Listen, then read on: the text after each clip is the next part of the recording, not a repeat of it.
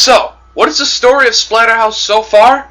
Well, Rick and Jennifer go into a mansion. Jennifer gets kidnapped, Rick gets killed, gets revived, kicks the mask, gets out of the mansion. 3 months later, he goes back to the mansion, rescues Jennifer, gets late, gets a kid, and finally they get a mansion even though they're just college students. Makes sense to me! Like I said before, Rick and Jennifer get married. They have a kid named David who has psychic powers, and they move into a mansion, which puzzles me because they're just college students. I have absolutely no freaking clue where they got the money.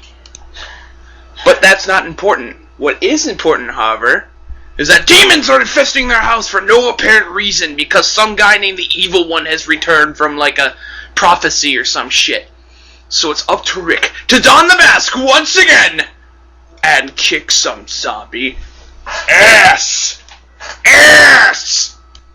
Now, as you're going to see in a second, the gameplay has been drastically changed. Watch. It has changed from a platformer to Resident Evil crossed with Final Fight. But you know what? This isn't actually a bad thing. This was actually a good move. I mean, a change in gameplay is really good. I mean, do you have any idea how boring it would be if the 3 games in a series had the same exact damn gameplay?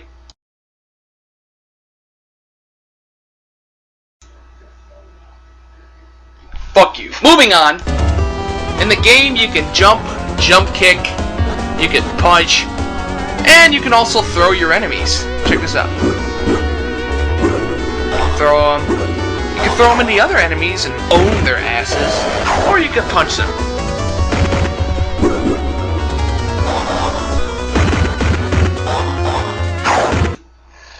Now in Splatterhouse 3, you have a time limit, and if you don't get to the end of the levels within the time limit, terrible shit's going to go down.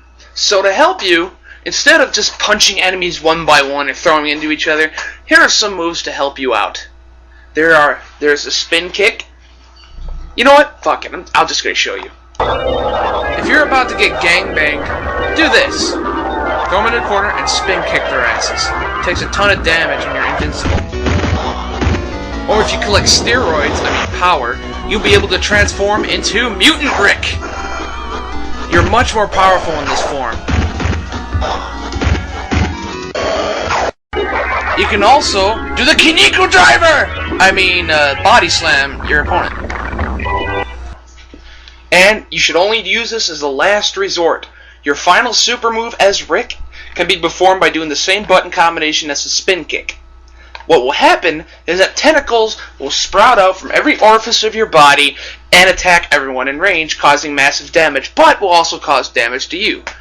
Ready to watch? Well, watch and don't blink, because it's going to happen fast. Wow! Holy crap, did you see that? Let's watch it again. Wow! I honestly think it tells the story very well. And the cutscenes will change depending on whether you're slow as hell or fast as fuck. Now, at what seems to be the last level of the game, you fight off the Evil One. And after you defeat the Evil One, the mask gives you one last hurrah.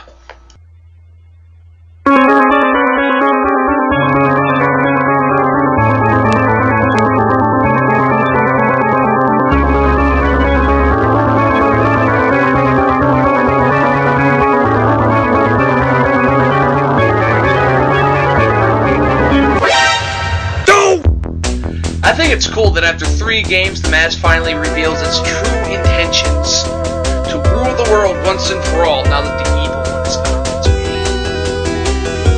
Now, the one thing that I found really cool about Splatterhouse is the fact that you get 4 different endings. The first one is the best one, where you save both where you can save both Jennifer and David. The second one, which is where Jennifer dies but David lives. Then the third one, which Jennifer lives but David dies. And then the final one, where they both die. So, if you want to get the best ending, you need to haul ass and use the spin kick as much as possible. But if you want to be a morbid bastard, then take your time and watch both of them die. My final word on this awesome series is this. Namco! Please, for the love of God, make another Splatterhouse! Please, I'm begging you. I am fucking begging you, please, make another Splatterhouse. I'm sick and tired of all these Sonic bullshit.